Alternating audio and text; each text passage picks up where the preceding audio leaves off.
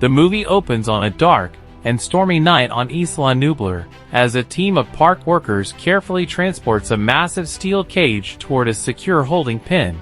Whatever is inside is hidden from view, but it's clearly powerful and extremely dangerous. The workers slowly guide the cage into position. Everything seems to be going according to plan, until the creature inside suddenly slams against the metal bars. The entire cage shakes violently, and panic spreads among the crew. As soon as the gate is opened, the unseen creature explodes forward with incredible speed. Within seconds, it grabs one of the workers and drags him into the enclosure. His teammates desperately try to pull him back, but they're too late. The attack is brutal and swift, leaving everyone horrified. Right from the opening scene, the film makes one thing crystal clear: whatever these creatures are, they are not ordinary animals. The story then shifts to Montana, where renowned paleontologist Dr. Alan Grant and paleobotanist Dr. Ellie Sadler are excavating dinosaur fossils at an active dig site. While they're working, a group of schoolchildren arrives for a tour. One cocky kid jokes that if he ever met a velociraptor, he'd have no problem escaping it. Dr. Grant smiles at first, but then decides to teach him a lesson. He explains that velociraptors were among the smartest and most dangerous predators to ever walk the earth. They didn't simply chase their prey, they hunted as a coordinated pack. While one raptor distracted its target from the front, another would quietly circle around and attack from behind. The boy's confidence instantly disappears. Just then, a helicopter lands at the dig site. Stepping out is billionaire entrepreneur John Hammond, the founder of an ambitious new project.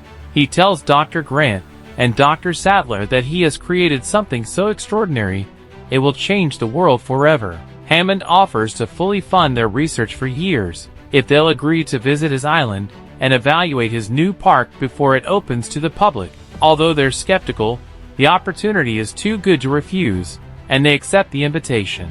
What they don't realize is that they're about to come face to face with creatures that vanished from the Earth over 65 million years ago. The helicopter soars over the ocean toward the mysterious island of Isla Nublar. On board are Dr. Alan Grant, Dr. Ellie Sadler, chaotician Dr. Ian Malcolm, lawyer Donald Gennaro, and the park's visionary founder John Hammond.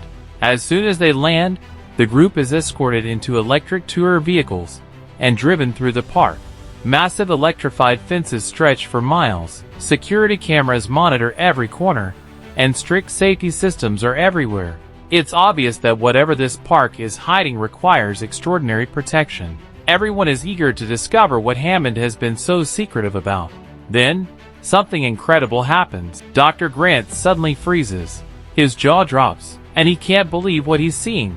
Noticing his reaction, Ellie asks what's wrong. Without saying a word, Grant gently turns her head toward the horizon. Standing before them is a gigantic brachiosaurus, calmly reaching into the treetops to feed on leaves. For a moment, time seems to stop. A dinosaur that has been extinct for over 65 million years is standing alive right in front of them. Grant and Ellie stare in complete disbelief. As scientists who have spent their lives studying fossils, they're now witnessing the impossible with their own eyes. Moments later, they spot an entire herd roaming across the valley. Several Parasaurolophus move peacefully through the open fields, making the island feel like a window into Earth's prehistoric past. The group is left speechless. How were the dinosaurs created?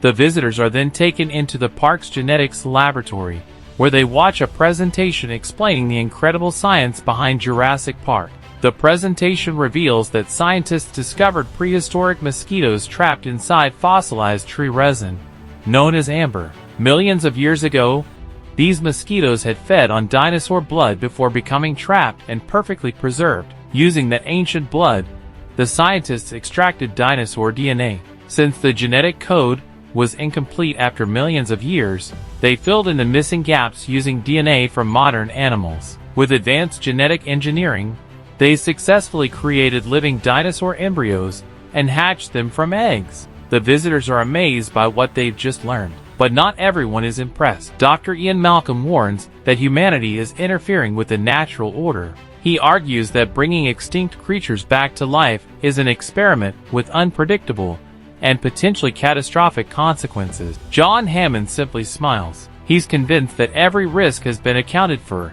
and that Jurassic Park is completely safe. Scientists explain that new dinosaurs are born almost every day, allowing the park to maintain a healthy population before opening to visitors. Dr. Henry Wu, the park's chief geneticist, confidently explains that every dinosaur has been genetically engineered to be female. After leaving the hatchery, John Hammond invites everyone to enjoy lunch inside the visitor center. As they sit down to eat, the conversation quickly turns into a heated debate. Dr. Ian Malcolm argues that Jurassic Park isn't a miracle, it's a disaster waiting to happen. He explains that the scientists were so focused on whether they could create dinosaurs that they never stopped to ask whether they should. Dr. Alan Grant and Dr. Ellie Sattler remain quiet, carefully listening to both sides. John Hammond refuses to accept the criticism. He proudly says that Jurassic Park will inspire millions of people and become the greatest attraction the world has ever seen. Meanwhile, outside the visitor center, Hammond's grandchildren, Tim and Lex Murphy, arrive on the island to experience the park for themselves. Although Grant has never been comfortable around children, Hammond asks him to look after the kids during the park tour. A short time later, everyone boards the park's automated electric tour vehicles. The massive gates slowly open, and the cars begin moving along the track. Excitement fills the air as the visitors prepare to see even more dinosaurs. Their first destination is the Dilophosaurus enclosure, but surprisingly, the dinosaur is nowhere to be seen. The tour continues toward the park's biggest attraction, the Tyrannosaurus Rex. The vehicles stop in front of the enormous paddock. A live goat has been tied to a chain as bait, waiting to attract the giant predator. Everyone stares into the darkness, expecting the legendary dinosaur to appear at any moment. Minutes pass.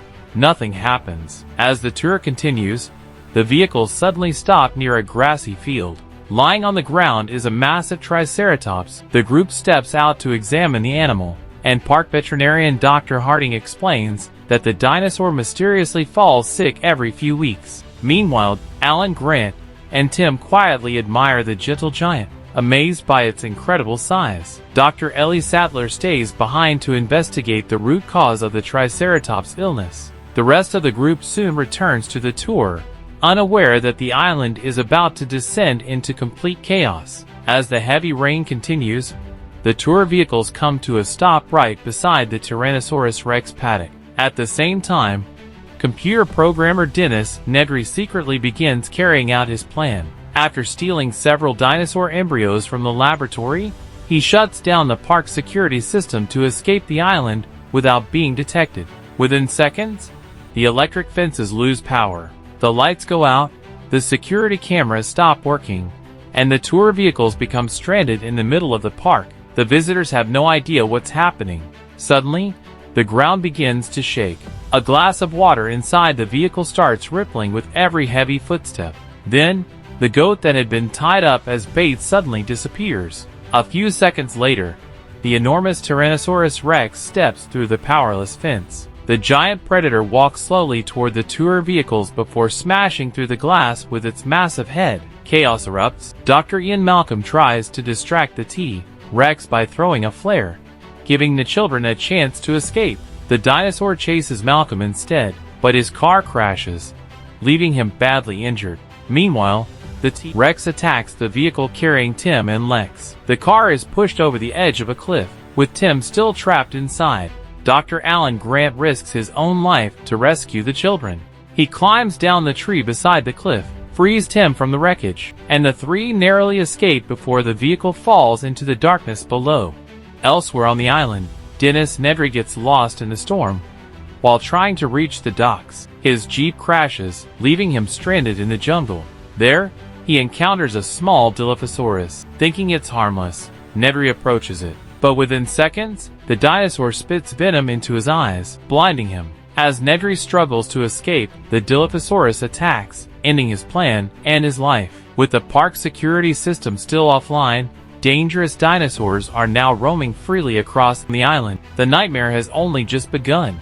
After surviving the terrifying Tyrannosaurus Rex attack, Dr. Alan Grant, Tim, and Lex spend the night hiding in the jungle. When morning arrives, Grant realizes they have no idea where the visitor center is. with dinosaurs roaming freely across the island. Every step could be their last. As they carefully make their way through the forest, they come across a peaceful herd of Brachiosaurus. For a brief moment, the danger fades away as the children watch the gentle giants feeding among the trees. Grant even lets Tim and Lex touch one of the dinosaurs, giving them a rare moment of hope. Meanwhile, back at the visitor center, John Hammond is devastated. His dream has completely fallen apart. Instead of opening the greatest theme park in history, he's now trying to rescue everyone still trapped on the island. Dr. Ellie Sattler returns after searching for survivors and confirms the terrible news. Dennis Nedry is missing, and the entire security system has failed because of his sabotage. Park engineer Ray Arnold explains that the only way to restore power is to restart the park's main electrical system manually. Unfortunately, the maintenance bunker is located on the opposite side of the park. Knowing there's no other option, Ellie volunteers to go instead. Although Hammond doesn't want to risk another life, she refuses to stand by while everyone remains trapped. Before leaving, Game Warden Robert Muldoon grabs his shotgun and offers to protect her. The two carefully make their way through the abandoned park.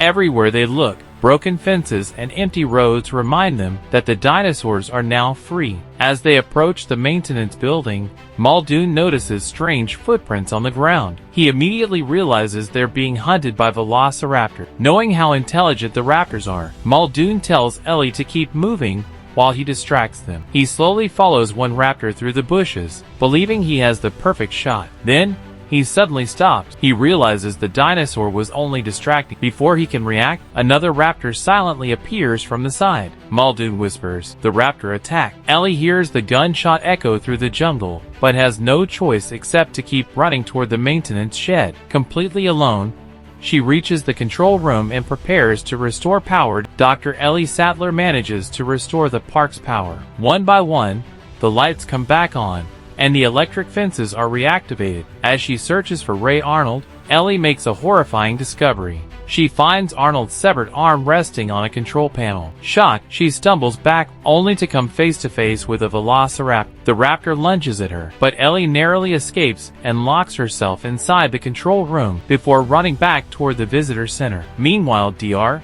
Alan Grant finally reaches the visitor center with Tim and Lex. They reunite with Ellie, John Hammond, and Dr. Ian Malcolm, but they quickly realize they're still not safe. The surviving velociraptors have entered the building. The group races through the visitor center, trying to stay one step ahead of the deadly predator. Grant leads everyone into the control room, where Lex sits down at the computer. Remembering the park's computer system, she successfully restores the door locks and security controls, buying everyone a few precious moments. Believing they've finally escaped, the group runs into the museum hall, but the raptors corner them once again. With nowhere left to run, it seems like the end. Then suddenly, the massive Tyrannosaurus Rex bursts through the skeleton display and crashes into the hall. The giant predator attacks the raptor, and an intense battle erupts between the dinosaurs. While the T-Rex keeps the raptors busy, Grant, Ellie, Tim, and Lex seize the opportunity to escape. They rush outside, where John Hammond's helicopter is waiting. As the helicopter lifts off from Isla Nublar, everyone looks back at the island in silence. Hammond finally understands that some boundaries should never be crossed. Bringing dinosaurs back to life may have been an incredible scientific achievement, but nature proved that it can never be fully controlled. And that's how the incredible journey of Jurassic Park comes to an end. If you enjoyed this movie recap, don't forget to like, subscribe for more amazing movie explanations. Thanks for watching, and I'll see you in the next one. Goodbye.